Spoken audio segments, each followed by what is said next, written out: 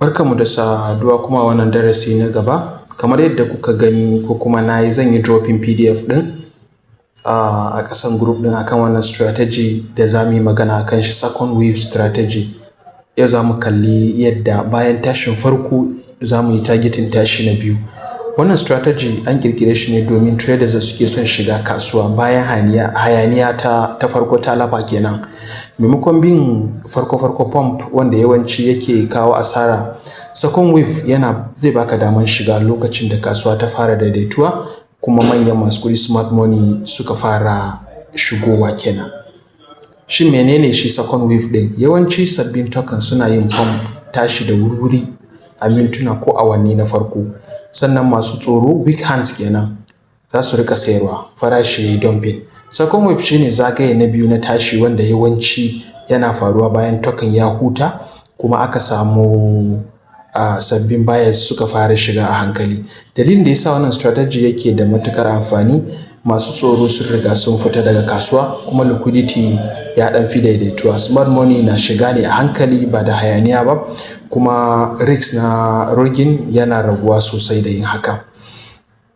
So a gurguje akwai filter da ya kamata mu saka kafin mu fara samun wa'innan token da ya kamata mu yi. Na farko za mu yi filtering daga minti 45 zuwa 24 hours. Sannan market cap ɗinmu mu tabbatar mu sashi a 10,000 zuwa miliyan 3 ko miliyan 1 yana da kyau. Liquidity kuma sama da 5,000. Sannan ya zamana akwai transaction a kai. So bari mu duba mu gani wannan filter ya za mu yi da shi. So da farko za ka duba all chain ne, sai kai selecting wannan all chain ɗin, sai mu bar shi akan Solana saboda focus ɗinmu akan Solana ne. So sai ka tura shi gaje can gaba. To akwai abu mai mahimmanci, wannan profile ɗin da kuke gani gashi nan, sai mu danna profile. To ma'ana duk token da ba shi da profile ba zai kawo mana shi ba, saboda profile yana taimakawa mu gano suna da community da za su iya ɗaga wannan token ɗin ko kuma ba su da shi. So sai mu je gaba, sai mu zo liquidity. Kamar yadda na gaya muku, liquidity minimum ɗinsa ya zamana cewa 5,000 ne. Yawwa, sai mu yi applying. Sannan sai mu je PRH, shine tsayin kwanakin kenan. To kawai maximum ana abin da za mu saka, kawai mu saka less than 3 days, kasa da kwana 3 kenan. To market cap idan muna so za mu iya sawa shi ma bai kai 100,000 misali, maximum mu saka 100,000. So ina ganin idan muka bar shi haka yayi. So za mu fara duba token ɗin da ya kamata. Farko misali bari mu ɗauki wannan na farko, Elon ɗin nan, bari mu danna mu gani. So abin da za mu fara dubawa a nan shine za mu zo ƙasa. Wannan abin suna da matuƙar muhimmanci, bari nuna mana su. Wayannan suna da matuƙar muhimmanci. That means an fara boosting nashi kuma yana da kyau. Duk da cewa akwai 21 red flags a kan shi, to amma ba zai hana mu ci kasuwa mu tashi akan wannan token ɗin ba, inda ya ƙara cika ka'idojinmu. So abin da za mu yi shine sai mu je mu duba chart da farko. A nan za mu yi ƙoƙari mu ga cewa ya chart ɗin shi yake first kafin mu je mu duba community ɗin shi, mu ga za su iya ɗago shi in yayi wannan tashin. So gashi nan ya riga da ya buɗe, sai mu mai da shi kan 1 hour time frame ɗinmu. So kun ga abin da yake nuna mana ya yi first wave, second wave har ma ya tashi. To yanzu wannan inda yake na wajen kore layin nan ya nuna mana cewa nan ne support level ɗin shi kenan. That means akwai alamun zai ƙara tashi, maybe ya dawo nan wajen. So abin da za mu yi shine me zai determining cewa za mu kalli volume ne kaɗan ga alamun volume korayen nan ya fara. That means akwai masu saya kaɗan kenan za su iya ɗaga shi, amma ba wai yanzu ko sai an jima ba.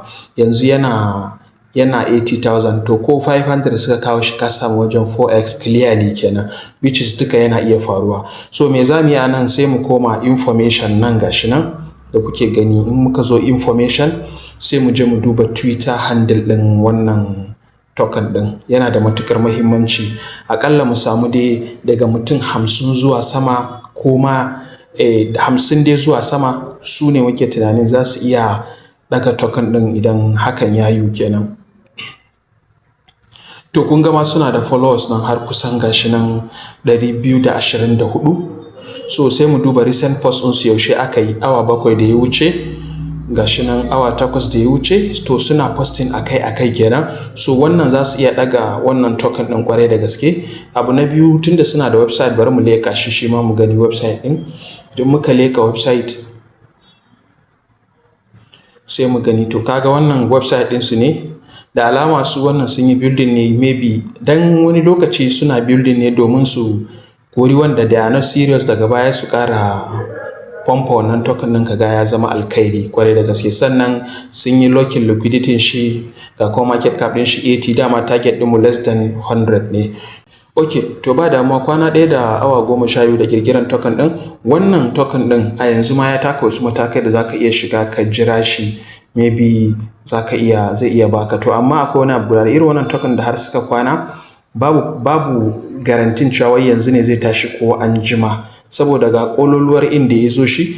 To kai target ɗinka kawai nan ya zo nan, kai ko wannan candle ɗin ya dawo ma ka samu wani 2x ko 3x abinka. So ka kumanta bayan ya yi wannan first wave ɗin ya ma sauka ma, to bai ma koma second wave ɗin mai kyau yadda ya kamata ba. So akwai opportunity, sannan ga ƙananan volume a kai, ma'ana ana sayen shi a hankali. Wannan hikima ce suke yi kwarai da gaske. Sannan mun duba mun ga Twitter handle ɗin shi akwai members 200 da wani abu. Wannan su ma za su iya ɗaga shi ka samu wani 1x 2x ɗinka, magana ya riga da ya ƙare. In dai wannan strategy za ka bi, in kai targeting 1x lafiya lau za ka fita, 2x abinka lafiya lau za ka fita. In dai ba za ka sa buri ba, to irin wannan token za ka iya samun 1, 2 zuwa 3 a rana ka yi trading ka fita abinka. Hikimar da za ka sa a ranka cewa kana yin trading yanzu saboda ka kare kuɗinka ne kuma ka ƙara samun experience, ba wai lalle sai ka ninninka kuɗaɗenka ba. Domin akwai lokacin da zai zo in ka ga wannan kana da jarin da za ka sa masa $100 lokaci da yana baka 1x, ka gama ma trading na ranar ka fita abinka. So ban ce yanzu ka ɗauko wasu kuɗi ka saka ba, a'a, ka yi maintain wannan 10,000 zuwa 20,000 da na faɗa maka. Ka yi iya ƙoƙarinka, ka dage, ka sa a ranka cewa yanzu koya kake yi, kuma a cikin koyo dole akwai asara. So in dai ka ɗauke shi very serious, ina gaya ma za ka ga canji a yanda kake kallon DEX a da. Ka rabu da wasu rudani, kaka kalli wasu bidiyo su rikita maka strategy. Ka yi building a cikin strategy 4 da zan bayar. Wannan shine na farko, akwai 3 masu kyau.